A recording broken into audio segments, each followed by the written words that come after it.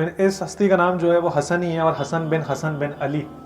علماء اہل بیت میں سے آپ رحمۃ اللہ علیہ ایک نمایاں نام کے حامل ہیں۔ علم حدیث میں آپ رحمۃ اللہ علیہ سے ایسی روایت منقول ہیں جو آپ رحمۃ اللہ علیہ کے صاحب علم فضل ہونے کا پتہ دیتی ہیں۔ آپ رحمۃ اللہ علیہ نے اپنے زمانے کے مختلف حضرات سے روایت نقل کی ہیں، اور آپ رحمۃ اللہ علیہ کی ایک منفرد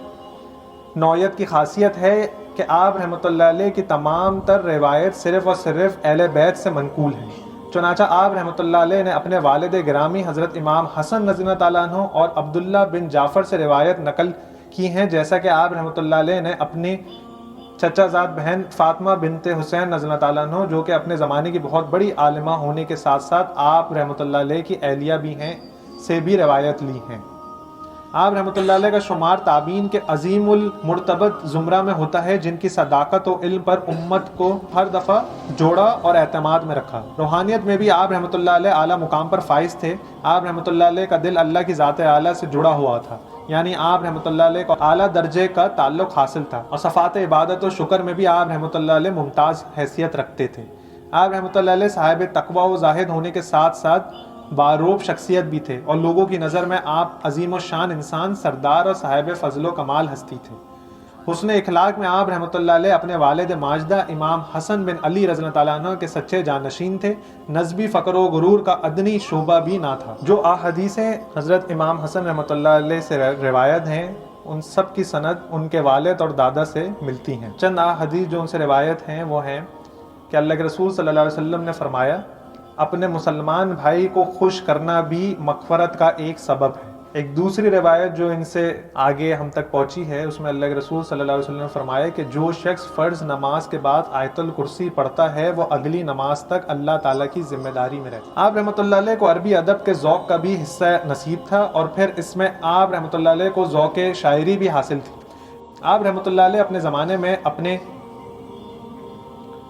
بزرگ حضرت امیر المومنین حضرت علی رضی اللہ تعالیٰ عنہ کے صدقات کے نگراں تھے۔ ایک مرتبہ مدینہ طیبہ میں آپ رحمۃ اللہ علیہ حجاج بن یوسف کے ساتھ چل رہے تھے، تو اس نے آپ رحمۃ اللہ علیہ سے کہا، جبکہ وہ یعنی حجاج اس وقت گورنر مدینہ تھا،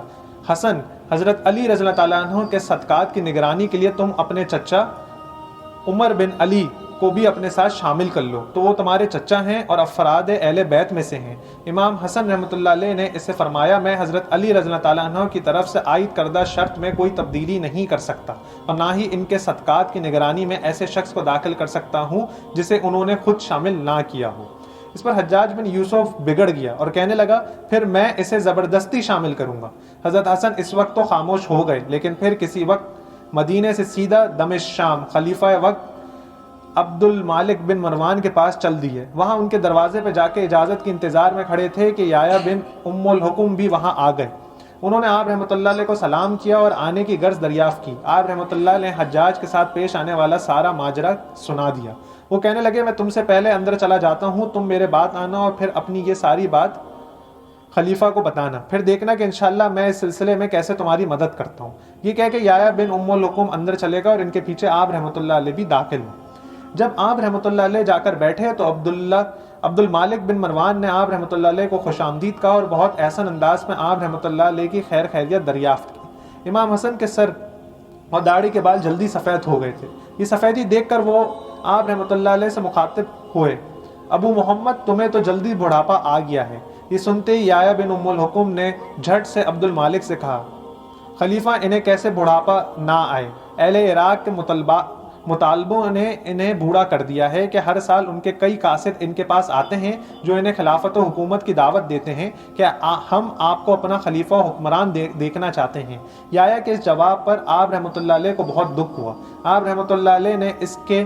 سابقہ وعدے کی طرف اشارہ کرتے ہوئے فرمایا، واللہ تم نے تو بہت بری مدد کی ہے، معاملہ ایسا نہیں ہے جیسا تم کہہ رہے ہو، بات دراصل یہ ہے کہ ہم اہل بیت کے بالوں میں سفیدی جلدی آ جاتی ہے۔ اور عبد المالک ان دونوں کی ساری گفتگو سن رہا تھا۔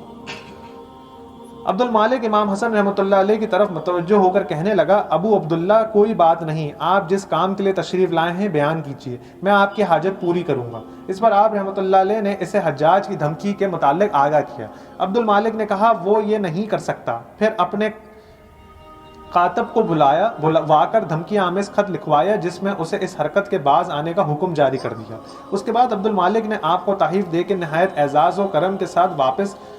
مدینہ طیبہ کی جانب روانہ کرا۔ آپ رحمۃ اللہ علیہ جب وہاں سے باہر آ گئے تو یحییٰ بن ام الحکام سے ملاقات ہوئی۔ آپ رحمۃ اللہ علیہ اس پر ناراض ہوئے اور اس سے فرمایا، یہی تمہارا وعدہ تھا جو تم نے اندر جانے سے پہلے مجھ سے کیا تھا کہ میں تمہاری وہاں مدد کروں گا۔ یحییٰ کہنے لگا، واللہ میں نے آپ کا بھلا کرنے اور آپ کی مدد کرنے میں کوئی کوتاہی نہیں کی۔ دراصل اگر میں وہ بات وہاں نہ کرتا تو اس پر آپ رحمۃ اللہ علیہ کی ہیبت نہ چھاتی جس سے وہ شاید آپ کا یہ کام بھی نہ کر کے دیتا۔